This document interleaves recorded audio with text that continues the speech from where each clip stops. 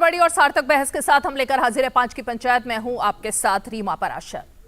2024 सबकी निगाहें उस पर लगी हुई हैं और इसीलिए देश में राजनीति पूरे उफान पर है।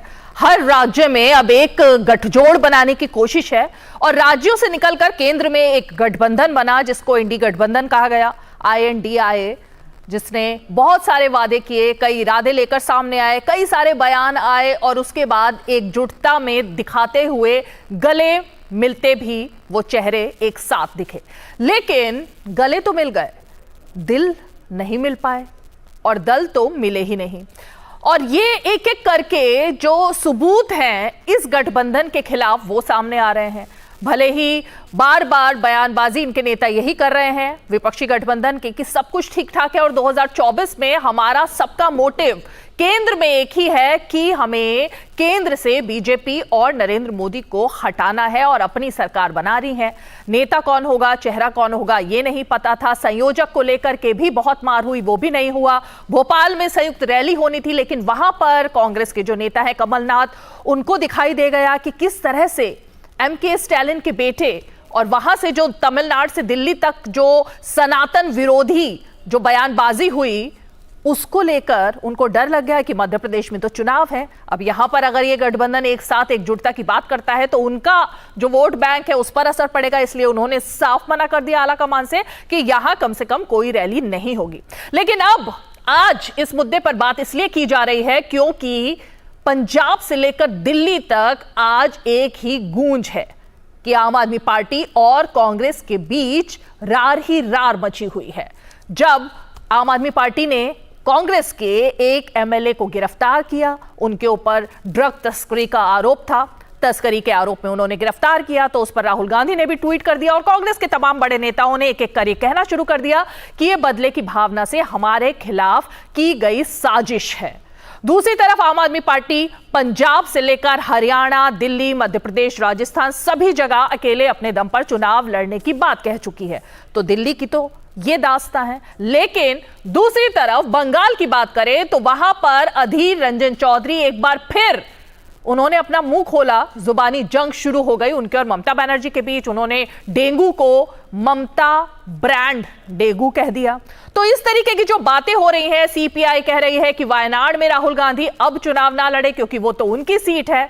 तो दिल्ली से लेकर केरला, बंगाल, पंजाब, हरियाणा सब जगह गठबंधन में जिस तरह के सुर दिखाई दे रहे हैं उससे अब यह सवाल खड़ा होता है कि क्या 2024 से पहले ही यह गठबंधन टूटेगा। तो आज इसी सवाल का जवाब तलाशने की कोशिश करेंगे। बेहद ही खास मेहमान हमारे साथ जुड़ेंगे, लेकिन सबसे पहले जरा टाइमलाइन और उन बयानों पर नजर डालते हैं जो इस मुद्दे पर चर्चा में रहे।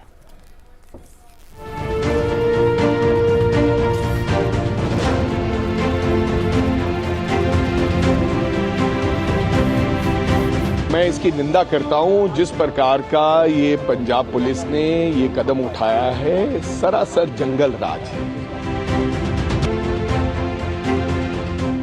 मिनिमम 32 बंदे मौजूदा जी आपकी सरकार के MLA ने मेरे नाम चाचे ने 32 आप 18 साढ़े कोल नेड़े के काम पहुंच गए। थोड़ा जा लाहौर मारना चित करके छोड़। पंजाब पुलिस ने एक SIT का गठन किया और इस मामले की पूरी बारीकी नाल जांच की। उस जांच के आधार ते बहुत सारे नवे तथ्य जिहड़े आ वो SIT को आए आ, जिहदे नाल सीधा सीधा यह जाहिर होंदा कि सुखपाल सिंह खैरा जिहड़ा कि भुलक्ख तो MLA है वो नशा तस्करी च इन्वॉल्व है। इस कार्रवाई के पीछे कहीं ना कहीं इंडी गठबंधन में जो चल रहा है, कभी बाजवा जी कहते हैं कि 32 विधायक आम आदमी पार्टी के मेरे साथ है, कभी वो कहते हैं कि 13 की 13 पंजाब की सीटों पर कांग्रेस पार्टी चुनाव लड़ेगी, फिर उसके बाद इस प्रकार की कार्रवाई की जाती है। इनका जो राजनीतिक निकाह हुआ है वो अब 3 तलाक की ओर बढ़ चुका है।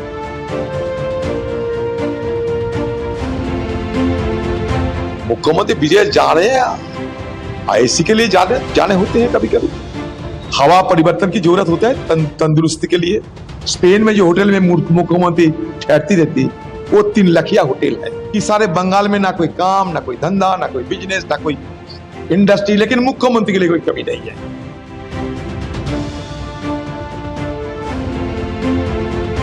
See, Adhir Ranjan Chaudhary and State Congress, they should maintain the line of India Alliance. They are playing a double standard policy. The top leadership of India should consider this problem. आपस में सिर्फ towel चल रही है, इसमें तो मुंगेरी अनेक और सपने एक।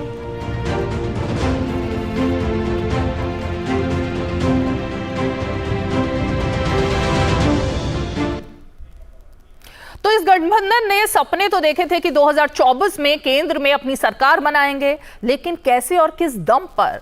नीतीश कुमार, जिनके बारे में तरह तरह की अफवाहें चल रही हैं, और अब उनके बारे में ताजा बात जो सामने आई है वो ये कि वो कई सारी बैठकें जो आरजेडी के साथ हो रही हैं उनसे गैर हाजिर रहते हैं, क्योंकि जैसे ही वो दीनदयाल उपाध्याय की जयंती पर गए उस समारोह में, तब से वहां पर भी दोनों के बीच में, आरजेडी और जेडीयू के बीच में भी तकरार शुरू हो गई। दिल्ली में भी सवाल उठने लगे कि आखिर क्या नीतीश कुमार एक बार फिर से एनडीए की तरफ रुख कर रहे हैं, क्योंकि यहां पर इस गठबंधन में उनका रोल क्या होगा ये अभी तक तय नहीं हो पाया है। तो जरा बेहद ही खास मेहमान जो जुड़ गए हमारे साथ उनका परिचय करा देती हूँ। हमारे साथ जुड़ गए हैं शिवम त्यागी, जो कि राष्ट्रीय प्रवक्ता हैं भारतीय जनता पार्टी के। हमारे साथ बृजमोहन श्रीवास्तव जी जुड़ गए, जो कि राष्ट्रीय प्रवक्ता है एनसीपी के। हमारे साथ रवि श्रीवास्तव जी जुड़ गए हैं, जो कि राजनीतिक विश्लेषक हैं। हमारे साथ सैयद जवाद जी जुड़ गए हैं, जो कि राजनीतिक विश्लेषक हैं। और थोड़ी देर में हमारे साथ एक और राजनीतिक विश्लेषक गर्ग चट्टोपाध्याय जी पश्चिम बंगाल से जुड़ने वाले हैं, कोलकाता से, उनसे भी हम जानेंगे। लेकिन मैं जरा यहाँ पर सैयद जवाद जी आप ही के पास एक बार आना चाहूंगी। ये जो हुआ है पंजाब में और उससे पहले हरियाणा में हुआ और फिर दिल्ली में तो चल ही रहा है, ये आम आदमी पार्टी के साथ कैसे सुर में सुर मिलाए जाएंगे 2024 तक, जब कांग्रेस पार्टी को तोड़ने की कवायद में उनके नेता लगे हुए हैं और आज गिरफ्तारी हो जाती है, तो उसके बाद भी कहा जा रहा है साजिश की जा रही है।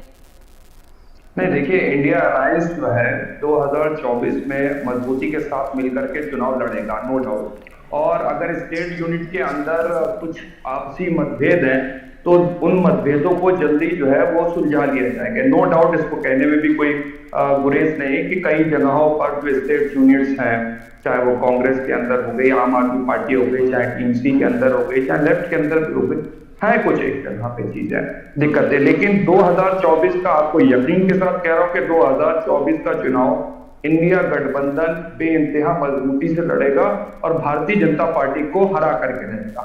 इंडिया अलायंस की तो आप बात कर लेते हैं कि भाई साहब इंडिया अलायंस के अंदर ये दिक्कतें, प्रॉब्लम, लेकिन मध्य प्रदेश की भारतीय जनता पार्टी को देख लीजिए, क्या कहा अभी कैलाश विजयवर्गीय ने, उसके ऊपर भी चर्चा होनी चाहिए। मध्य प्रदेश के अंदर क्या भारतीय जनता पार्टी के अंदर फूट है या नहीं है? उमा भारती अलग बयानबाजी कर रही हैं, शिवराज सिंह चौहान ने तो नमस्ते ही कर लिया। बताइए कौन चेहरा होगा? अभी भारतीय जनता पार्टी के शिवम भाई यहाँ पे बैठे हैं, इनसे पूछ लीजिए कि मध्य प्रदेश, राजस्थान, छत्तीसगढ़ में इनका सीएम का चेहरा कौन होगा, तो बता दीजिए। अच्छा छोड़िए, ये भी नहीं पता होगा, इनसे पूछ लीजिए वसुंधरा राजे सिंधिया कौन सी सीट से लड़ेंगी, उसके बाद शिवराज सिंह चौहान कौन सी सीट से लड़ेंगे, रमन सिंह कहाँ चले गए।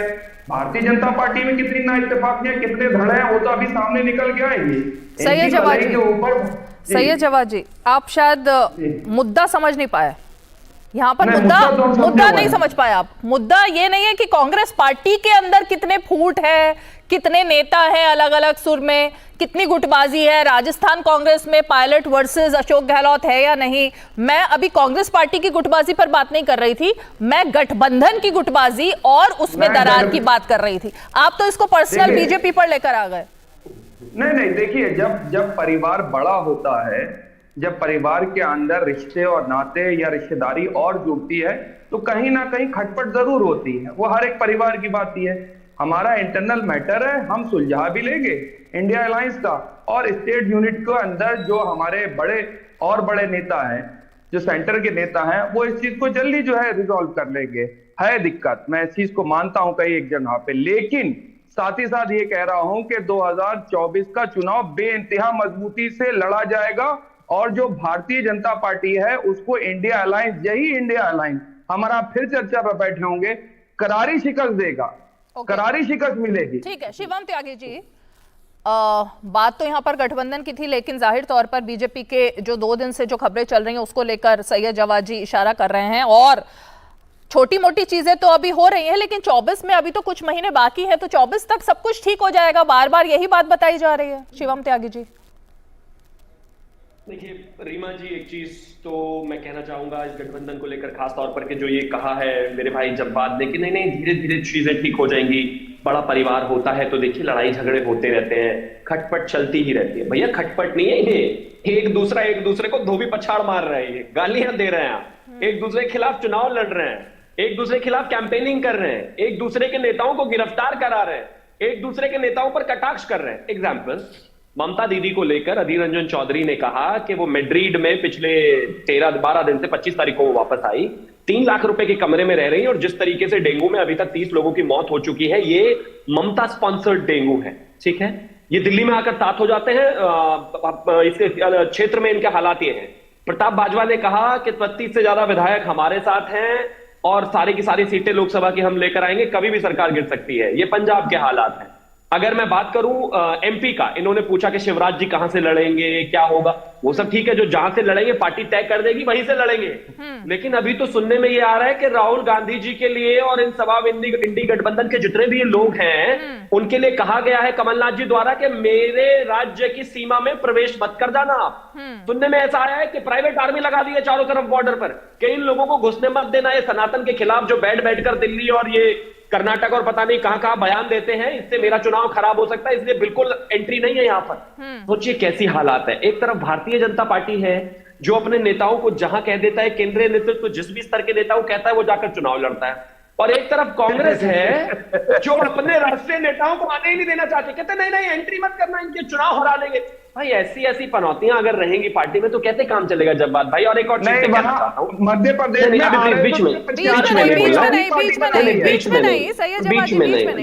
बीच में नहीं, और मैं एक ही चीज कहना चाहता हूं, इन्होंने कहा हम 2024 में मजबूती से चुनाव लड़ेंगे।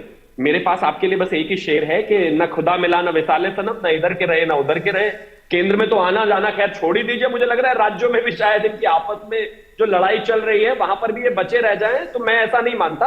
और 24 छोड़ दीजिए, मुझे ऐसा लगता है कि जिस तरीके से इनके नक्षत्र चल रहे हैं 23 भी पूरा कर ले इंडी गठबंधन के नाम पे, घमंडिया के नाम पे, तो ये भी इनके लिए अचीवमेंट होगा, क्योंकि आज के हालात देखते रहे तो ऐसा नहीं नजर आता। ओके जवाद जी जल्दी से रिएक्ट कीजिए। 10 सेकंड।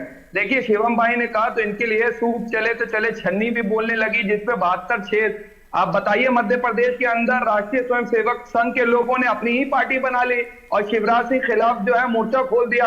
उसके ऊपर तो भारतीय जनता पार्टी के लोगों के मुंह में दही जम गया है। पूछिए जाकर क्या हुआ है, जाकर के, और वो किसके खिलाफ लड़ रहे हैं। वो तो शिवराज सिंह चौहान के व्यापक घोटालों की पोल खोल रहे हैं, उसके ऊपर भारतीय जनता पार्टी खामोश हो जाती है। तो उस पर भी थोड़ी रोशनी डाल लीजिए। वसुंधरा राजे सिंधिया क्या कर रही है, क्या कह रही है, उनके ऊपर भी थोड़ा सा रोशनी डाल लीजिए। रमन सिंह, डॉक्टर रमन सिंह पूर्व मुख्यमंत्री रहे हुए हैं, चीफ मिनिस्टर की पोस्ट पे 3 बार रहे हुए हैं, कहां ले जाकर फेंका है, खुद के अंदर कितनी सिर फुटौर है वो तो जग जाहिर है। सुना है मध्य प्रदेश के अंदर लोग जो है घूम रहे हैं, ये क्या बात हो गई भाई। अरे 1 to 1 हो रहा है, अभी बाकी मेहमान भी वेट कर रहे हैं, उसके बाद नहीं आ पा रहा, जल्दी करिए फिर बाकियों के पास जाना है। इनका प्रॉब्लम क्या है कि ये जो राजशाही वाली पार्टी होती है ना, परिवार से आगे इनको कुछ नजर आता नहीं। कहता रमन सिंह को कहां फेंका, भैया राष्ट्रीय उपाध्यक्ष है वो पार्टी के, आपके राष्ट्रीय उपाध्यक्ष को कुछ नहीं माना जाता होगा वो विषय अलग है। आपके यहाँ पर राष्ट्रीय उपाध्यक्ष की कोई हैसियत नहीं होती होगी वो विषय अलग है। आप राष्ट्रीय उपाध्यक्ष को कुछ नहीं मानते होंगे ये विषय अलग है। लेकिन हमारे यहाँ ऐसा नहीं है भाई, हमारे यहाँ हर एक व्यक्ति कार्यकर्ता परिवार है। बीच में नहीं। आपके यहाँ प्रॉब्लम क्या है कि देखिए भैया ये तो है राजघराना, ये तो कहीं जाएगा ही नहीं चुनाव में, फिर है A lister, B lister, Z तक आते जब जैसे कार्यकर्ता आते हैं, इनको जितना भी भेजना है इनकी चप्पल घिसाई करो, इनको ज्योतिराज सिंधिया नाराज हो जाएंगे राजघराने की बात करके, इसीलिए सही है जवाब। देखिए आपके बीच में सही है जवाब आपके बीच में नहीं बोले थे ना वो, और बाकी 3 मेहमान भी अपनी अपनी बारी का वेट कर रहे हैं, इसलिए अपनी अपनी बारी। लेकिन अब आ रही हूँ शिवम त्यागी, रुकिए। रवि श्रीवास्तव जी, ये सब कुछ ठीक ठाक लग रहा है? सब ठीक ठाक है? दिल भी मिल गए, दल भी मिल गए, गले भी मिल गए, हाथ भी मिल गए, पंजाब में भी? देखिए एक प्रवक्ता भी कुछ शब्द का इस्तेमाल किया, उन्होंने कहा कुछ घमंडिया अलायंस करके उन्होंने बोला, तो घमंडिया शब्द मैंने आज तक किसी शब्दकोश में तो नहीं देखा, मगर हाँ, अगर एनडीए के पीछे ए लगा दे तो एक अंडा अलायंस बनता है, और GOO लगा दे तो गुंडा अलायंस बनता है। अंडा कैसे बनेगा? अंडा तो ANDA होगा ना, वो तो अंडा हो गया ना, वो अंडा ही है, वो अंडा ही है, वो अंडा ही है ना। और GOO लगा ले तो गुंडा बन जाएगा। अच्छा, एक मिनट, बीच में नहीं, बीच में नहीं, बीच में नहीं, बीच में नहीं, रुकिए ना, बीच में नहीं, बीच में नहीं, आपको भी बीच में तकलीफ होती है ना, तो बीच में नहीं, बीच में नहीं, बीच में नहीं भैया, बीच में नहीं, बाद में बताना, बाद में बता लेना, टाइम मिलेगा। आम आदमी पार्टी की शिवम त्यागी, रुकिए रुकिए रुकिए, शिवम त्यागी रुकिए ना, भाई रुकिए। रीमा जी, आप ये क्या कर रही है? ये एक आदमी बीच में ही बोलता रहता है। अरे नहीं बोल रहे हो शिवम त्यागी, अपनी बारी का इंतजार कीजिए प्लीज। हाँ तो वही तो मैं कह रहा हूँ, अपनी बारी, अपनी बारी, अपनी बारी। रवि श्रीवास्तव नाराज हो गए, नाराज मत होइए, ऐसे क्यों नाराज हो रहे भाई? शांत हो जाए। ठीक है, ठीक है, चलिए। अच्छा देखिए, तो दूसरी बात क्या है कि आपने अलायंस की बात की, तो अंडा अलायंस के अंदर अभी अभी जो AIADMK, जिसके 10 राज्यसभा के अंदर MP हैं, अभी अभी इनका साथ छोड़ के निकल गई। 38 बोलते थे, अभी 37 रह गए। इनके जो नागालैंड के अंदर जो है इनके जो सहयोगी हैं, उन्होंने कह दिया कि ये यूनिफॉर्म सिविल कोड के ऊपर हम बिल्कुल इनके साथ में नहीं है, हम साथ में नहीं खड़े होंगे। तो ये आप गठबंधन की अगर बात करते हैं, तो मेरा ये कहना है कि जो इंडिया गठबंधन है वो केवल और केवल लोकसभा चुनाव के लिए है। तब तक क्या हर राज्य में हो रहा है, कौन अपना इलेक्शन लड़ रहा है, कौन किसके खिलाफ खड़ा हो रहा है, वो सब एक खुला मैदान है। मोदी के पास शरद पवार मिले, अडानी से शरद पवार मिले, नीतीश कुमार 15 मिनट पहले मीटिंग छोड़ के चले गए, उनके साथ वो फ्लाइट में एक साथ में 2 चेयर में साथ साथ नहीं बैठे। अभी ये क्या डिबेट है ये भाई? इन सब बातों का इंडिया अलायंस से क्या मतलब? आपने रिजोल्यूशन पढ़ लिया जो मुंबई सभा के बाद हुआ था? उस रिजोल्यूशन के अंदर जितनी बातें लिखी है, हमें सिर्फ उनसे मतलब रखना है। और वो लोकसभा के चुनाव के लिए है। तब तक के लिए ये कौन किसके साथ है चलता रहेगा। बाजवाजी बोले कि 32 आम आदमी पार्टी MLA मेरे दरवाजे पे खड़े हैं, 34 पे बात कर रहे हैं, फुल फ्रेम में सभी गेस्ट को फुल फ्रेम में रखिए जरा। 22 घर से मेरे झंडे दिखा रहे हैं कि वो मेरे पास आना चाहते हैं। ये क्या बातें कर रहे हैं? आम आदमी पार्टी का MLA आज तक कोई भी पार्टी खरीद नहीं पाई। बीजेपी जिसने 9 राज्यों में खरीद के MLA सरकारें गिराई, उसकी औकात नहीं है जो आम आदमी पार्टी के एक MLA को हाथ भी लगा पाए। ये सीधी सी बात है। तो ये सब बयानबाजी का। शिवम त्यागी, इस पर आपका जवाब नहीं बनता। शिवम त्यागी, है तो वो कांग्रेस को कह रहे हैं कि किसी की औकात ही नहीं है कि जो आम आदमी पार्टी को तोड़ पाए। इस पर तो सही है जवाब। मैंने कहा है पॉलिटिकल पार्टी, एग्जैक्टली, कोई भी पॉलिटिकल पार्टी। अरे तो कांग्रेस धमकी दे रही है ना रवि श्रीवास्तव जी। भाजपा कौन सी पार्टी के नेता है? बहुत सी पार्टी है। भाजपा कौन सी पार्टी के नेता है? बीजेपी के हैं, कांग्रेस के हैं भाजपा? देखिए, बाजवा कहे, कल को दिल्ली में भी तो बोल रहे थे ना। हाँ। कि दिल्ली में भी कह रहे थे कि हम तो गिरा देंगे सरकार। वो कौन दे? सही है जवाब जी, क्यों गिराना चाहते हैं आम आदमी पार्टी की सरकार कांग्रेस? भाजपा वाले सचदेवा सही है जवाब और क्या बोल रहे थे? वही बोल रहे थे। इस पर मैं रिएक्शन लेती हूँ। सही है 25 आ गए हैं, ठीक है, ठीक है, होने वाले हैं। नहीं देखिए, ये तो राज्य छोड़िए, पैनल पे ही लट्ठम लट्ठा हो गए। नहीं, कोई लट्ठम लट्ठा नहीं हो रखी। लट्ठम लट्ठा मध्य प्रदेश के अंदर हो रखी है, भारतीय जनता पार्टी के अंदर। और मैं बता रहा हूं, वहां पर तो भारतीय जनता पार्टी के कार्यकर्ता और संघ के कार्यकर्ता चप्पल जो है वो हाथ में लेकर के पहनी हुई है उन्होंने, कि कोई मिल जाए भारतीय जनता पार्टी का। चलिए, अब हम नहीं देखते आपके घर की तरफ, आपका मसला है, भारतीय जनता पार्टी का है, राजस्थान का है, उदयपुर से लेकर के जयपुर तक भारतीय जनता पार्टी में है। हमारी अगर इंडिया अलायंस के अंदर अगर हमारी मतभेद है, हमारी मतभेद है, तो उसको आप भाषण के लिए थोड़ी बुला लीजिए। सुनिए, वो हमारे बड़ी सुनिए, हमारे राष्ट्रीय नेता जो है उस चीज को सुना लेंगे। लेकिन आप बताइए, ओपी राजभर साहब जो दिन रात गालियां दिया करते थे भारतीय जनता पार्टी को, कैसा उनके अंदर क्या आपने देख लिया कि उनको अपनी पार्टी के अंदर ले लिया? सैयद जवाद, मेरा सवाल कुछ और था सैयद जवाद जी। मैं रवि श्रीवास्तव जी ने जो बोला, आप पंजाब से नजरें क्यों छुपा रहे हैं? पंजाब से नजरें क्यों छुपा रहे हैं? पंजाब से नजरें क्यों छुपा रहे हैं आप? पंजाब से नजरें छुपा नहीं रहे हैं, पंजाब के अंदर नजरें मिला रहे हैं। क्या एक दूसरे से नजरें मिला रहे हैं? किससे? और बहुत जल्द आप देख लीजिएगा। नहीं आप देख लीजिए, एक दूसरे से नजरें मिलाई जा रही हैं, रिजॉल्व करा जाएगा, कोई इतना बड़ा बात नहीं हो गई। लेकिन आप जो इंडिया अलायंस के ऊपर कटाक्ष कर रहे हैं, जो इंडिया अलायंस के ऊपर भारतीय जनता पार्टी प्रहार कर रही है, आप हमारी चिंता छोड़िए, ठीक है। हमारे जो आपसी मतभेद हैं, हम उसको सुलझाएंगे और हमारे राष्ट्रीय स्तर के नेता भी सुलझाएंगे। लेकिन भाई साहब, मध्य प्रदेश, राजस्थान, छत्तीसगढ़ के अंदर अगर चुनाव भारतीय जनता पार्टी हारती है तो हार का सहरा माननीय प्रधानमंत्री जी के सर पे होगा या वही पुराना जेपी नड्डा सर के ऊपर जो है हार का सेहरा डाला जाएगा? आती हूँ आपके पास आती हूँ। लेकिन गर्ग चट्टोपाध्याय जी, मैं आपके पास आना चाहती हूँ। अधीर रंजन चौधरी तो राज्य स्तर के नेता, तो बाद में अब तो वो नेशनल लीडर है ना, लोकसभा में भी है ना, लोकसभा में पार्टी के नेता है कांग्रेस पार्टी के। उन्हीं का भाषण हुआ जब नई संसद में, पूरा दारोमदार उन्हीं के कंधे पर था भाषण का और तमाम चीजों का। लेकिन अगर वो कह रहे हैं ममता बनर्जी को ममता मेड डेंगू हो गया है, कभी वो पागल कहते हैं, कभी वो कहते हैं चोरों की पार्टी है, कभी वो कह रहे हैं कि विदेश में ममता बनर्जी फंड ट्रिप पर गई थी, कोई निवेश लेकर के नहीं आई और राज्य का पैसा उन्होंने और उनके रिश्तेदारों ने पूरी तरह से बर्बाद कर दिया। तो इसको अलायंस में लेकर आया जाए बयान को, या ये भी अलायंस से बाहर का बयान है? चट्टोपाध्याय जी, आपको क्या लगता है? भारत के जो हिंदी भाषी लोग ये हिंदी चैनल दूरदर्शन देख रहे हैं, आप लोग ये जो डिबेट चल रहा है, एक बात समझिए। पहले अब जो बोला गया कि अधीर रंजन चौधरी एक बड़ा नेता है और वो लीडर ऑफ अपोजिशन है हमारे लोकसभा में, और वो ये बयानबाजी किए हैं। मैं गारंटी से कह सकता हूँ कि इसी चैनल पे शायद अधीर रंजन चौधरी, उनका तभी वही औकात था लीडर ऑफ अपोजिशन, पर वो जब लोकसभा से लीडर ऑफ अपोजिशन सस्पेंड हुआ था, ऐसा कोई डिबेट बैठाया नहीं गया था।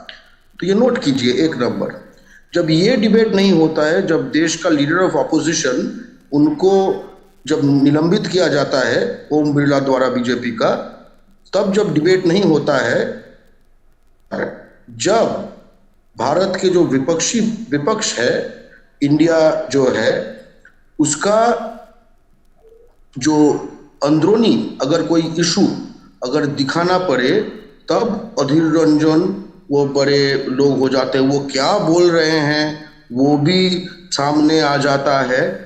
मैं बहुत अच्छा होता अगर अधीर रंजन चौधरी फॉर एग्जाम्पल वो लोकसभा में क्या बोल रहे हैं, वो लोकसभा में जब वो सस्पेंड हो गए थे तब वो क्या बोले थे, ये सब अगर बारीकी से आता तब हम समझते कि एक राष्ट्रीय चैनल जो सभी लोगों के पैसे से चलता है, ये कोई प्राइवेट चैनल नहीं है, ये सिर्फ कोई भाजपा या इंडिया का चैनल नहीं है, ये सबका चैनल है। तो वो कंप्लीट एक पिक्चर वो आ जाता। चट्टोपाध्याय जी, विषय जो आप चट्टोपाध्याय जी, क्या लिंक निकाल कर दूं आपको अपने उस शो का जिसमें मैंने अधीर रंजन चौधरी के अब तक के इस तरह के विवादित बयानों पर शो किया था? आपको लिंक चाहिए तो मैं टीम से बोलती हूँ, निकाल कर दे देंगे। आपकी तृणमूल कांग्रेस के अधिकृत प्रवक्ता ने आकर इस चैनल पर किस तरह से धज्जियां उड़ाई थी कांग्रेस पार्टी की, वो सब लिंक में निकाल कर दे देती हूँ। आप इस तरह से बैठ करके बिना देखे चैनल और बिना शो को देखे इस तरह आरोप मत लगाइए। क्या आप हर रोज ये आरोप नहीं लगाना चाहिए, जब तक पता ना हो तथ्यों के बारे में आरोप नहीं लगाना चाहिए। हाँ, मैं वो लिंक चाहता हूँ और वो लिंक आप दे दीजिए। जब अधीर रंजन चौधरी, बिल्कुल मैं आपको लिंक निकलवा दूंगी, लेकिन मैं ये जानना चाहती हूँ आप अधीर रंजन के बचाव में खड़े हैं इस वक्त या ममता बनर्जी के बचाव में खड़े हैं? आप बीच में क्यों बोल रहे हैं? प्रॉब्लम क्या हो रहा है आपको? मुझे प्रॉब्लम ये हो रही है कि आपने बोला कि प्राइवेट चैनल नहीं है, जनता के पैसे से चलता है। आपको अच्छा लगता अगर इस पर डिबेट होती? आपके हिसाब से मैं डिबेट तय नहीं करती हूँ ना चट्टोपाध्याय जी। आपका काम है मेरी बात रिपीट करना। मुझे मेरा बात बोलने दीजिए ना, मेरा बात मैं बेहतर बोलूंगा आपसे।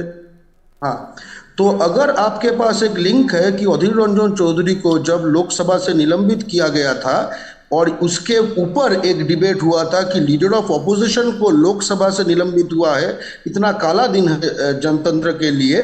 उसका अगर वही डिबेट आप किए हो तो लिंक भेज देना मुझे कि आज ये काला दिन है जनतंत्र के लिए कि लीडर ऑफ ऑपोजिशन को सस्पेंड किया हुआ है लोकसभा से, इसके ऊपर डिबेट। ठीक है,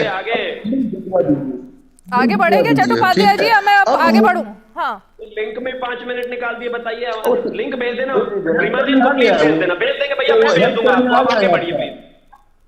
वो चलिए, आपके सिग्नल्स का इशू है चट्टोपाध्याय जी, आपके सिग्नल्स का बहुत मेजर इशू है, कुछ समझ नहीं आ रहा और आपका फ्रीज हो रहा है फ्रेम। पहले तो आप सिग्नल ठीक करवाइए अपना। हमारा सिग्नल का मेजर इशू होगा।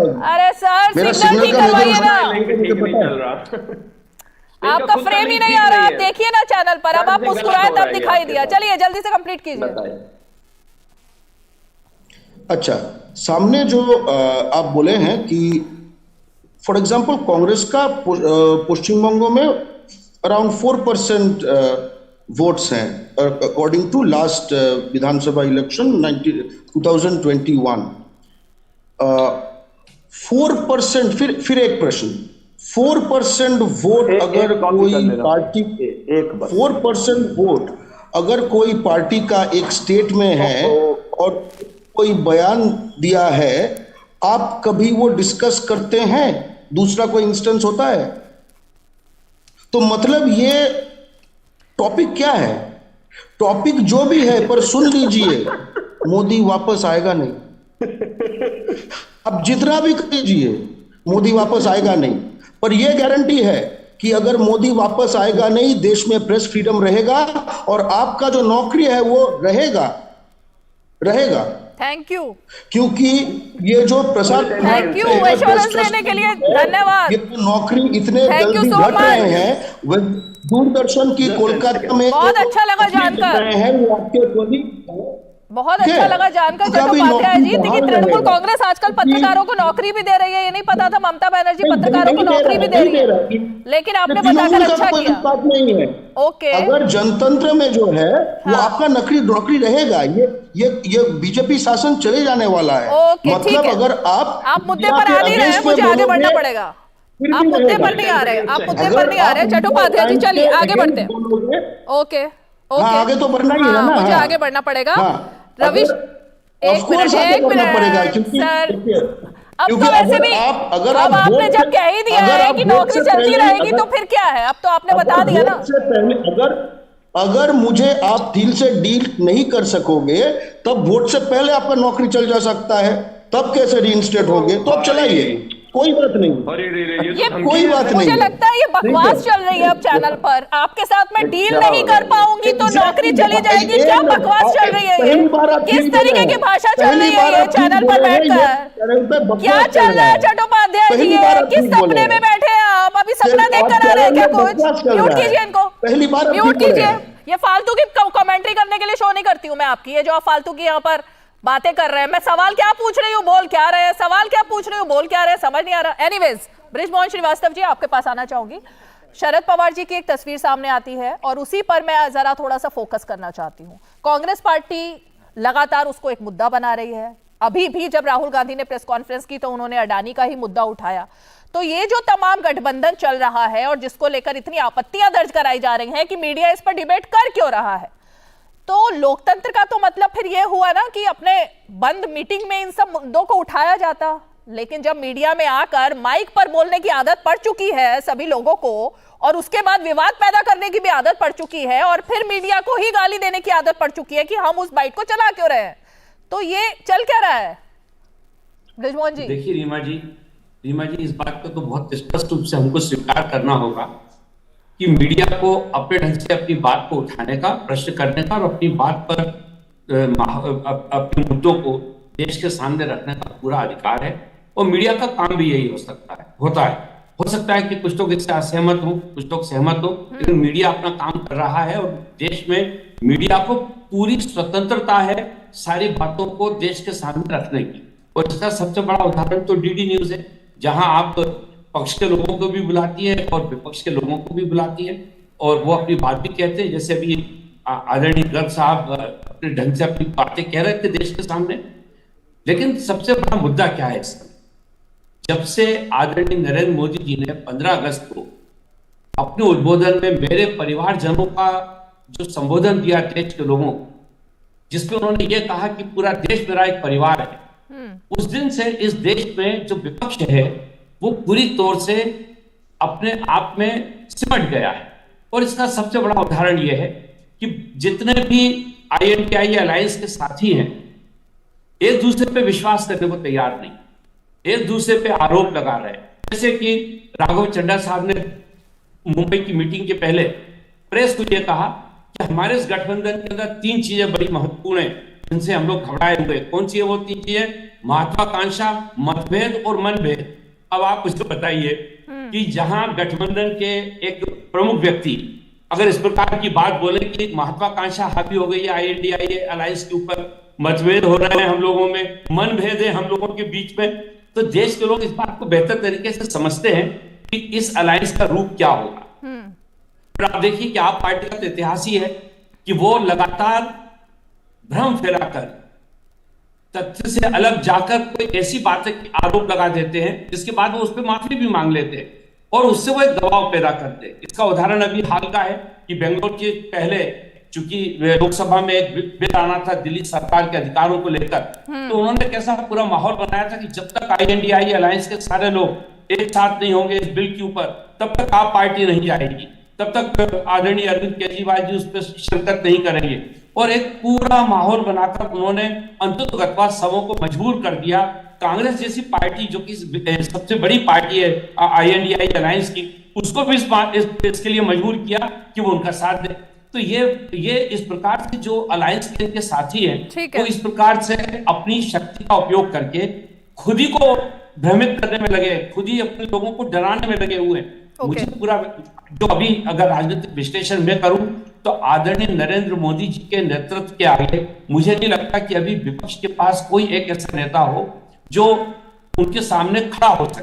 ठीक है रवि श्रीवास्तव, यही कारण है कि विपक्ष पूरी तौर से भ्रमित है और ना तो उनके पास मुद्दे हैं और ना ही वो अपने किसी किए गए निर्णय को क्रियान्वित कर पा रहे। छोटे से एक उदाहरण में दूं कि बेंगलोर की बैठक के बाद एक प्रेस कॉन्फ्रेंस में यह कहा गया था कि हम दिल्ली में बहुत जल्दी INDIA अलायंस का एक सेक्रेटेरिएट शुरू करेंगे। आज आप बताइए 2 महीने से ज्यादा हो गए, मालूम ही नहीं कि वो सेक्रेटेरिएट है कहां, वो काम भी कर रहा है कि नहीं कर रहा। तो ये खुद अपने जब निर्णय को पूरी तौर से लागू नहीं कर पाते तो देश में ये कौन से कार्यक्रम को लेकर जाएंगे, किस प्रकार का नेतृत्व लेकर जाएंगे, सब अपने आप में कहानी है। ओके बृजमोहन जी, आपका पॉइंट आ गया। रवि श्रीवास्तव जी, पहले आपके पास आती हूँ।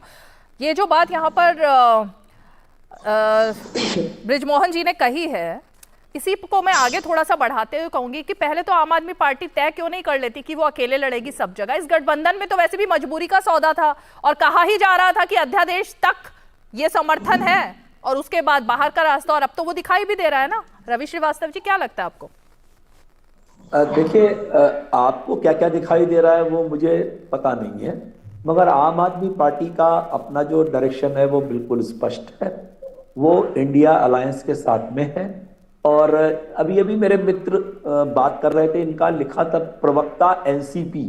तो अभी जब भाजपा में वो शिवसेना में UBT और शिंदे ग्रुप अलग अलग हो गए, इनके यहाँ भी अभी शायद चल रहा है कि वो NCP Sharad Pawar group, NCP Ajit Pawar group. तो ये इनका परिचय समझ नहीं पाया कि ये मित्रवर्ग इसको ठीक कर लीजिए। NCP शरद पवार गुट नहीं है, NCP अजित पवार गुट है वो। बृजमोहन श्रीवास्तव जी, हाँ, इसको ठीक कर लीजिए, थोड़ा सा उनके नाम के साथ लिखिए अजित पवार। रीमा जी, प्रश्न मुझसे संबंधित है तो रवि जी को मैं बता दूं, राष्ट्रवादी कांग्रेस पार्टी अजीत दादा का जो दल है वो पूरी तौर से आदरणीय नरेंद्र मोदी जी के साथ है और हम लोग इंडिया के एक प्रमुख घटक के रूप में हम लोग काम कर रहे हैं। ठीक है, और इसीलिए मैंने कहा है कि ओके, नहीं वो कंफ्यूज था थोड़ा। हाँ, ठीक है, क्लैरिटी आ गई, क्लैरिटी आ गई। नहीं हुआ है, ओके, हमारी पार्टी में स्प्लिट नहीं हुआ। हमारी पार्टी में इतना पार्टी डेमोक्रेसी के कारण कुछ तो हमारे नेता के विचारों से असहमत है, वो कहीं और काम कर रहे हैं, बस इतनी सी बात है। लेकिन पूरी पार्टी इंटैक्ट है और पूरी पार्टी आदरणीय नरेंद्र मोदी जी के साथ एनडीए का मुख्य हिस्सा है। रवि श्रीवास्तव जी, थोड़ा कंफ्यूजन है आपको अभी भी सुनिए ना, सुनिए। अजीत पवार यही कह रहे हैं उनके नेता शरद पवार ही हैं, किसी ने इस बात से इनकार नहीं किया शरद पवार उनके नेता नहीं है। तो इसलिए एक कंफ्यूज, हाँ। किसने किससे इनकार किया, कौन ईसी के सामने है, किसने कहां पे यशवंतराव चौहान ग्रुप में अलग मीटिंग की थी, किसने अलग मीटिंग की थी, कौन किससे मिलने के लिए शाम को जाता है, कौन किससे मिलने सुबह जाता है, वो मुझे सब मालूम है। मैं मुंबई में ही रहता हूं, मुझे इस बात से कोई आपत्ति नहीं है। वो मित्र किसी भी पार्टी में जाए, वो किसी का भी समर्थन करे, मेरा काम अलग है, मैं अपना काम करता हूं। मुझे आम आदमी पार्टी के बारे में सिर्फ इतना कहना है कि आम आदमी पार्टी इंडिया अलायंस का मुख्य घटक है, मगर वो सारा का सारा मुद्दा लोकसभा के इलेक्शंस के लिए है। उसका ये रोज के चलने वाले झगड़ों से या किसी राज्य के लॉ एंड ऑर्डर से या आपसी मतभेदों से कोई मतलब नहीं है। हालांकि राहुल गांधी जी ने भी ये बात कही है कि जो इंडिया अलायंस के घटक हैं उनमें आपस में जगह जगह पे फ्रिक्शंस है, तो उन्होंने कहा है इट विल बी इवन्ड आउट, ये सब ढल हो जाएंगे, इसमें हमें कोई समस्या नहीं है। तो जो इंडिया अलायंस का जो एक रेजोल्यूशन रहता है, हमें सिर्फ उस तक रहना चाहिए। उस अलायंस के अंदर किसी धर्म के बारे में कोई बात नहीं की गई है, उसमें इलेक्शंस के बारे में कहा गया एज मच एज पॉसिबल, तो वो उसके ऊपर अटक है, उसी के ऊपर काम करेंगे। और ये जो रोज रोज की खटपट है, इसका तो ये तो हर पार्टी के अंदर होती है, ये कौन सी नई बात है। ठीक है, अभी मित्र ने बताया था मध्य प्रदेश के अंदर क्या चल रहा है, एक 3 मंत्री और 4 MP तो उठा के निकाल दिए गए वहां से संसद से कि भाई जाओ, अगर जीत गए तो जीत गए तो जय और हार गए तो गए, क्योंकि बाद में तो MLA भी नहीं रहोगे। तो ये तो भाजपा की अपनी कार्य प्रणाली और पद्धति है, मैं इस पे कोई कमेंट नहीं करता, पर ये स्थिति है वहां पे कि मध्य प्रदेश में हार से इतना बौखलाए हुए हैं। और अभी सुना है राजस्थान में भी 4-5 मंत्री शहीद किए जाएंगे, वो ऐसे ही वहां पर भी MLA बना दिए जाएंगे। बनेंगे तो बनेंगे, नहीं बनेंगे तो घर बैठेंगे जाकर। शिवम त्यागी, आम आदमी पार्टी में टिकट नहीं कटते हैं क्या मंत्री और विधायकों के? अब देखिए, मुझे थोड़ा सा समय दीजिएगा, मैं बड़े सम्मान और शालीनता से सुन रहा था। एक तो होता क्या है कि ये रवि श्रीवास्तव जी का मुझे याद आया, अभी पिछले दिनों एनसीपी के दफ्तर के बाहर ना एक आदमी दूरबीन लेके खड़ा हुआ था, फोटो वायरल हुई थी वो अखबार में, मैं भेजूंगा आपको रीमा जी बाद में। कहते मैं मुंबई में ही रहता हूं, मुझे मत बताइए मीटिंग कहां होती है। ब्रजमोहन जी, मेरा आपसे निवेदन है, अपने ऑफिस के आसपास थोड़ी निगरानी रखा कीजिए, या आपने इनको रखा हुआ, इनका काम ही है कि ऑफिस के बाहर घर बनाकर बैठे हुए, कौन आता है कौन जाता है। दूसरा, पहली बात ये हो गई। दूसरा ये एक पार्टी के आधिकारिक प्रवक्ता से देश के राष्ट्रीय चैनल पर एक दूसरी पार्टी की रबर स्टैंप बैठकर पूछ रही है कि आप आधिकारिक है कि नहीं। अरे पहले अपना अधिकार क्षेत्र तो तय कर लो भैया, दूसरे रबर स्टैंप से हटो पहले, फिर पूछ रहे हो बीच में नहीं। कौन से ग्रुप के सम्मान मैंने बोला, प्लीज बीच में नहीं। मैंने नहीं पूछा, रबर स्टैंप चुप रहिए जरा, रबर स्टैंप को चुप कराइए जरा प्लीज। रवि जी बीच में नहीं, रवि जी वो चुप थे ना आपकी बारी में, रुकिए ना। ये क्या तरीका फिर शुरू हो गया, फिर तरीका शुरू हो गया बीच में बोलने का। बीच में नहीं, बीच में नहीं रवि जी, बीच में। अरे भैया, वैसे ही इस देश में कोरोना के बाद से बहुत दिक्कतें रही हैं। इस उम्र में इतनी तेज बोलोगे बीपी बढ़ जाएगा, चैनल के ऊपर मामला पड़ जाएगा। धीरे बोलिए आप अपनी फिक्र करिए, फिर शुरू हो गया। आपके बोलने नहीं दे रहे, रबर स्टैंप भी इतनी चलती है, इतना तो इनके नेता नहीं बोल सकते। ये रोकिए प्लीज, रबर स्टैंप को बंद कीजिए, मुझे डायबिटीज हो जाएगी।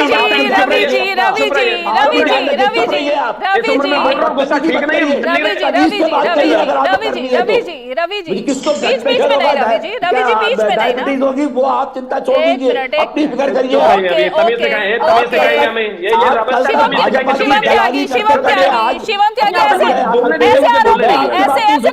ऐसे कमेंट से सबको बचना चाहिए, ऐसे कमेंट नहीं। ओके रवि जी अब बीच में नहीं, रवि जी बीच में नहीं, रवि जी बीच में नहीं, रवि जी यही आपका धंधा है, बीच में नहीं। शिवम त्यागी, देखिए वो अंडा कहे गुंडा कहे तो मैं सुन लूं, मैं बोलता हूं तो उनको बर्दाश्त नहीं होता। ये देखिए फिर शुरू हो गए। देख रीमा जी, आपको प्लीज कहना पड़ेगा। देखिए मुझे आपका इतना चिल्लाना देखकर वो रुकिए जरा, इनको रोकिए। रबर स्टैम्प इतना क्यों बोल रही है भाई? गाली किसी ने नहीं दी है रवि जी, किसी ने कोई गाली नहीं दी है, किसी ने कोई गाली नहीं दी। एक मिनट शिवम त्यागी, एक मिनट। रवि श्रीवास्तव जी, किसी ने कोई गाली नहीं दी और इस तरह के शब्दों से बचना चाहिए, मैं यही कहूंगी। लेकिन अब आप बीच में नहीं, बीच में मत बोलिए रवि जी। रुकिए, देखिए शो का टाइम बर्बाद हो रहा है, दर्शक देख रहे हैं, शो का टाइम बर्बाद हो रहा है, रुक जाइए। रबर स्टैम्प करने वाला कौन होते हैं ये? आप इनसे पहले पूछिए इसमें गाली क्या दी है? आपने उनको क्या बोला था? आपने भी तो उनको क्या बोला था? सबको भाषा की मर्यादा रखनी चाहिए। नहीं नहीं नहीं, गलत बात है, गलत गलत गलत। नहीं रवि जी, रवि जी प्लीज, रवि जी आगे बढ़ते हैं, समय बर्बाद हो रहा है शो का। Shivam Tyagi please, thank you thank you thank you. Brajmohan ji, आप बिना मतलब अपने ऑफिस के बाहर ऐसी ऐसी रबर स्टैंप रखते हैं, तुरंत भड़क जाते हैं वो। मैं सिर्फ एक ही चीज कहना चाहता हूँ, बात बहुत साफ है, इनके हालात इतने खराब हैं। मैं फिर से रिपीट करना चाहता हूं उस बात को कि 24 तक पहुंचेंगे नहीं, 23 तक रहेंगे। और ये कहते हैं डिस्कशन क्यों होता है, बड़ा प्रैक्टिकल मामला है। इन्होंने कहा नहीं नहीं, वो हमारा गठबंधन जो है ना सिर्फ लोकसभा के लिए हुआ है। इतने डर गए हो कि राज्यों के चुनाव में एक दूसरे को गाली देंगे, एक दूसरे को भला बुरा कहेंगे, एक दूसरे की सरकार तोड़ेंगे। लेकिन 24 में एक्चुअली गठबंधन कोई हिम्मत नहीं है ना, कोई भी नरेंद्र मोदी जी से लड़ ही नहीं सकता। किसी में इतने मादा ही नहीं है कि आकर लड़के सीधा सीधा कॉन्टेस्ट कर ले, तो वहां जाकर इकट्ठे हो जाएंगे। लेकिन विषय बहुत साफ है, ये देश अच्छे तरीके से समझता है, जानता है कि कौन कहां कैसे लड़ रहा है। लेकिन इतना तय है कि जैसे जैसे इसका समय बढ़ता जा रहा है, चाहे वो अभी तक सबसे पहले तो मैं मध्य प्रदेश पर आना चाहूंगा। उन्होंने कहा कि मध्य प्रदेश में सांसद और मंत्रियों को उतार दिया। मैं फिर से वही कहना चाहता हूं, भैया हमारे यहां कार्यकर्ता जो होता है बस उसी की चप्पल नहीं घिसाई जाती। अब जैसे यहां पर तय है, रवि श्रीवास्तव को ही चप्पल घिसानी है, जव्वाद को घिसानी है। भारतीय जनता पार्टी कहती है सुनिए, प्रधानमंत्री से लेकर पन्ना प्रमुख तक सब कार्यकर्ता, और बूथ अध्यक्ष से लेकर राष्ट्रीय अध्यक्ष तक सब कार्यकर्ता। अब इनके यहाँ प्रॉब्लम है, अभी पिछले दिनों उत्तर प्रदेश में चुनाव हुए थे लोकल बॉडी के, वहां पर जो बीच में रोकना जाएंगे तो वहां पर चुनाव हुए थे, तो चुनाव में श्रीमती प्रियंका चड्ढा ने कह दिया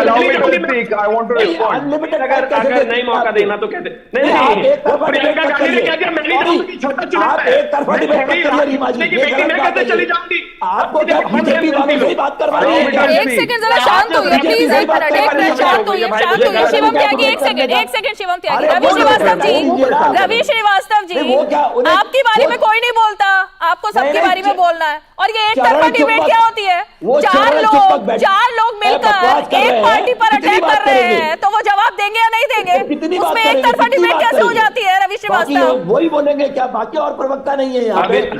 अरे भैया अभी तो ओरिजिनल भी नहीं हुए, अभी तो रबर स्टैंप को आने में नहीं है, पार कर देंगे। चलिए ठीक है, सही है जवाब। ओके ठीक है रवि जी,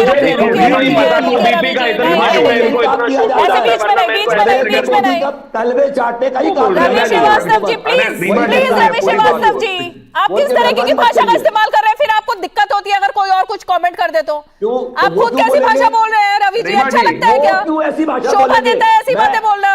अच्छा लगता है? आप इतने सीनियर विश्लेषक हैं, अच्छा लगता है? गलत बात है,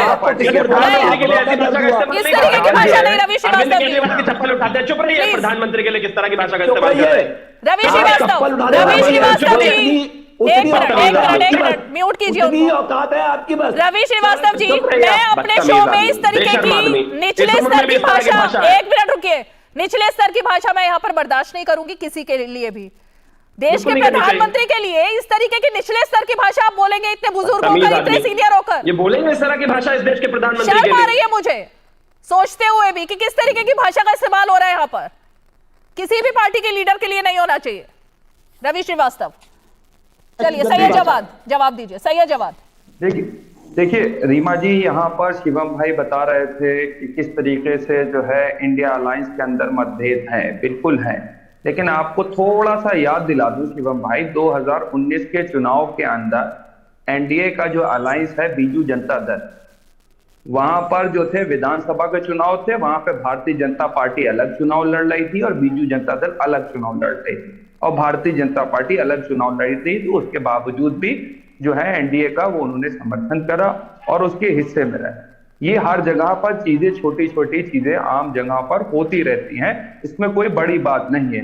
आपके साथ परेशानी और दिक्कत इस वक्त बता दूंगा आपको क्या है, जो विपक्षी एकता है, जिसको आप तरह तरह से बदनाम करने की कोशिश जो कर रहे हैं, चाहे आप घमंडिया कह लीजिए, नया शब्द निकाला, सारी शब्दों की जो डिक्शनरी होती है उसको इंडिया को आपने इंडी कह दीजिए, जो चाहिए आप कहिए। लेकिन आपके सामने जो बात राहुल गांधी साहब ने कही, वो 4-5 मुद्दे जो चुनाव के अंदर हावी रहने वाले हैं। एक तो जातीय जनगणना का मुद्दा है, जिसको पुरजोर तरीके से उठाया जाएगा। चीन के मुद्दे को पुरजोर तरीके से उठाया जाएगा और उसके बाद अडानी के मुद्दे के ऊपर जो नया खुलासा हुआ है 8,000 करोड़ रुपए का, और राहुल गांधी साहब जो सवाल कर रहे हैं कि 20,000 करोड़ किसके हैं, महंगाई जो चरम पर है उसके सही ऊपर जवाब। है, एक मिनट सही जवाब जी, मैं जरा दर्शकों को बता दूं, मैं जरा दर्शकों को एक मिनट सही जवाब जी आ रही हूं, एक मिनट रुकिए। दर्शकों को मैं बता दूं कि रवि श्रीवास्तव जिन्होंने अभी इस तरीके की अभद्र भाषा का इस्तेमाल किया था, जिनको हमने रोका और टोका, क्योंकि इस तरीके की भाषा किसी के लिए भी, और देश के प्रधानमंत्री के लिए इस तरीके की भाषा का इस्तेमाल तो हम बिल्कुल नहीं कर सकते हैं, कोई भी बर्दाश्त नहीं कर सकता। तो इसलिए जब उनको रोका गया, तो अभी मैं देख रही हूँ कि फ्रेम में वो दिखाई नहीं दे रहे, तो शायद चले गए शो छोड़कर, तो इससे मुझे कोई आपत्ति नहीं है। अगर कोई भी नेता जो इस तरीके की भाषा का इस्तेमाल करेगा, और दर्शक देख रहे हैं कि चल क्या रहा है, ये नेताओं की भाषा संसद से लेकर सड़क तक कैसी होती जा रही है, उसको लेकर के कम से कम सोचने की जरूरत है। और अगर उसको टोका जाए, रोका जाए, तो शो छोड़कर चले जाते हैं। सही है जवाब। रीमा जी देखिए, अब आपने कितनी अच्छी बात करी कि सड़क छाप नेताओं की भाषा जो है सदन के अंदर किस तरीके की होती है, और अभी पता चला रिमूज बिजूरी के जो है। अरे सही है जवाब जी, रुकिए ना, मैं क्या सवाल पूछ रही हूँ सर, रुकिए तो सही। अब भाषा पे मैं चर्चा नहीं कर रही हूँ, भाषा पर चर्चा नहीं कर रही हूँ मैं यहाँ पर। सही है जवाब। आप मुझे ये बताइए कि भोपाल की रैली रद्द क्यों हुई, भोपाल की रैली रद्द क्यों हुई? सही है जवाब।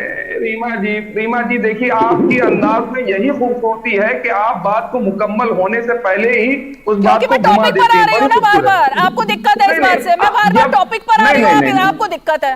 मैं पूछ रही हूँ भोपाल की रैली रद्द क्यों हुई, भोपाल की रैली रद्द क्यों हुई? मैं आपको अरे टॉपिक पर आइए, टॉपिक पर आइए। अभी बता दे रहा हूँ। देखिए क्या है, बस बिजूरी साहब का नाम लेते ही भारतीय जनता पार्टी के लोगों को तकलीफ होने लगी। अभी नवाजा गया हो, उनको प्रभारी बनाया, मैंने तो खाली इंफॉर्मेशन दी, इसमें क्या बुरी बात हो गई? कौन सी ऐसी बुरी बात कर दी? ये इंफॉर्मेशन सबके पास है, आपके देने के बाद ही इंफॉर्मेशन नहीं आई है, सबके पास इंफॉर्मेशन आ जाती है। हाँ बिल्कुल आई होगी। देखिए भोपाल के अंदर क्या है कि खास तौर पे कांग्रेस जो है वो अपनी तैयारियों में लगी हुई है, हमारी अपनी इंटरनल चीजें चल रही हैं। जिस तरीके की चीजें चल रही हैं भोपाल के अंदर, मध्य प्रदेश के अंदर, आपको भी पता है चुनाव है, बहुत ज्यादा चीजें जो है मेहनत के साथ भारतीय जनता पार्टी को हराना है, तो इसलिए वहां पर रैली नहीं हो पाई। कमलनाथ जी जो है, जो वहां पर मुख्यमंत्री के चेहरे के तौर पर देखे जा रहे हैं, यही मेरा सवाल है। ओके, मैं समझ गई। अब मैं जरा गर्ग चट्टोपाध्याय जी, अगर आप शराफत से और अच्छी तरीके से डिबेट में आना चाहे तो मैं अब आपके पास एक बार फिर से आना चाहूंगी। तो गर्ग चट्टोपाध्याय जी, सवाल यही है जो सैयद जवाद कह रहे हैं कि मध्य प्रदेश में कांग्रेस पार्टी चुनाव लड़ रही है, इसलिए उसको डर था, जो भी था, तमाम चीजें थी, इसलिए रैली को रद्द किया गया, मतलब रद्द किया गया रैली को, चलिए जो भी वजह थी। तो तृणमूल कांग्रेस 4% वोट जिसकी आपने बात कही, कांग्रेस पार्टी उसको क्यों झेल रही है, जिसके 4% वोट है? क्या फायदा मिलने वाला है कांग्रेस पार्टी के साथ इतना आर पार की लड़ाई लड़ते हुए? गर्ग चट्टोपाध्याय जी देखिए, तृणमूल कांग्रेस, ठीक है, कांग्रेस, अगर आप ये दोनों पार्टी ले लीजिए, ठीक है, ये दोनों अब देखिएगा कि इसमें एक परिवारवाद का एक वो चीज है, ठीक है, परिवारवाद का एक चीज है। अब कांग्रेस का के लिए भी ये सही है, फिर तृणमूल कांग्रेस के लिए भी समवत सही है।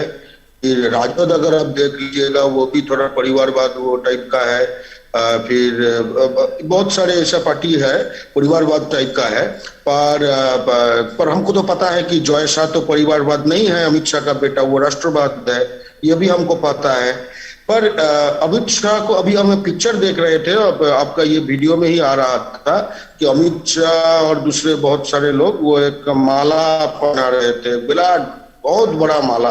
देखिए, अमित शाह को परिवारवाद बोले या नहीं बोले, राष्ट्रवाद बोले या नहीं बोले, परिवार बना के लिए एक मर्द के पास ताकत होना चाहिए, है ना? वो अगर जो मर्द के पास ताकत है वही परिवार बना सकता है, जो मर्द के पास ताकत नहीं है वो परिवार नहीं बना सकता है। चट्टोपाध्याय जी, आप भागवत खा के आए क्या?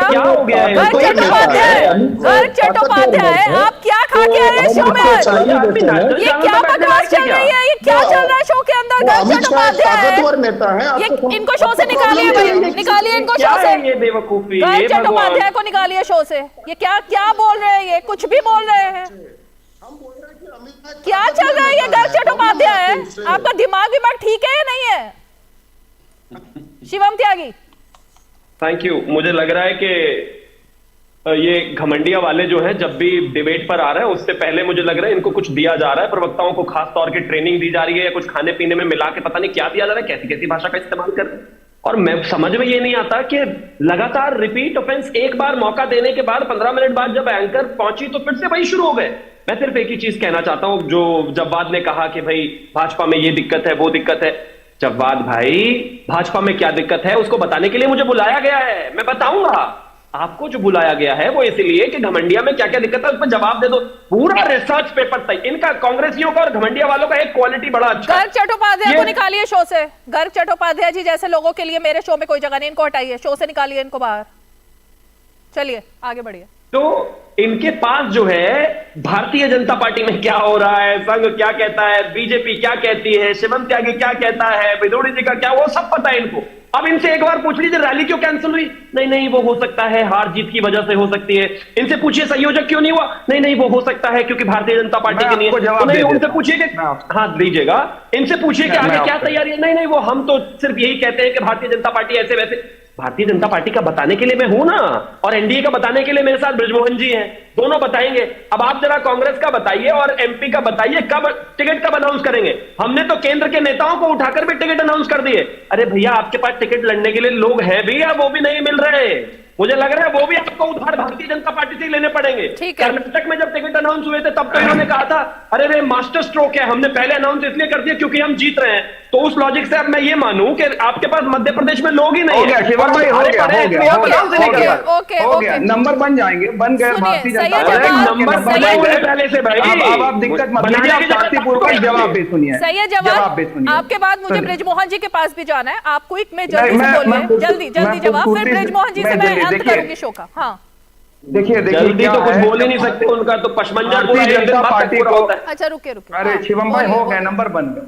सुनिए, देखिए भारतीय जनता पार्टी को जब मध्य प्रदेश में करारी शिकस्त दी गई, सुन लीजिए, कांग्रेस ने जब करारी शिकस्त इनको मध्य प्रदेश के अंदर दी तो भारतीय जनता पार्टी को, आपको पता होगा किस तरीके से इन्होंने सरकार बनाई और किस तरीके से खास तौर से कांग्रेस के नेताओं को तोड़ करके जो है इन्होंने सरकार बनाई।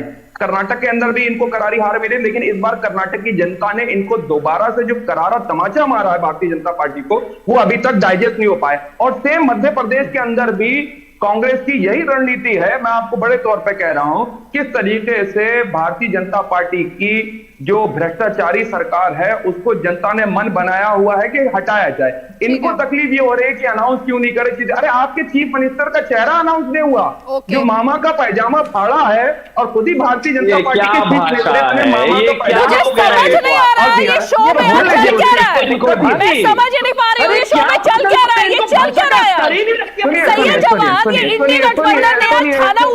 कोई ऐसी बात नहीं, कोई ऐसी बात नहीं। कुछ लिख कर आए क्या स्क्रिप्ट है, सबको एक से बढ़कर एक बकवास करनी है। कोई क्या बकवास कर रही है, ये सही है जवाब। विक्टिम कार्ड माफी मांगिए, सही जवाब अपने शब्द वापस लीजिए और दर्शकों से माफी मांगिए।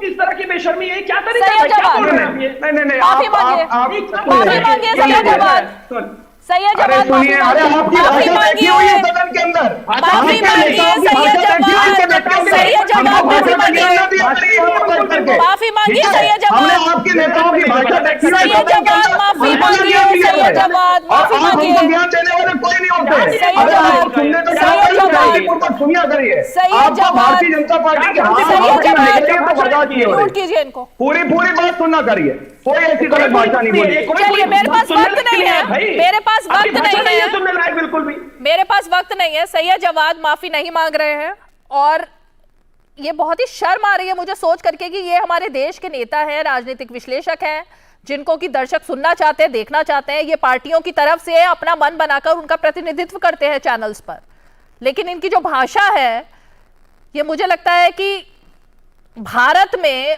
और भारत की जो छवि है उसमें इस तरीके के अगर नेता और राजनीतिक विश्लेषक हो तो दर्शक क्या सोचेंगे उनके बारे में, ये हमें बताने की जरूरत नहीं है।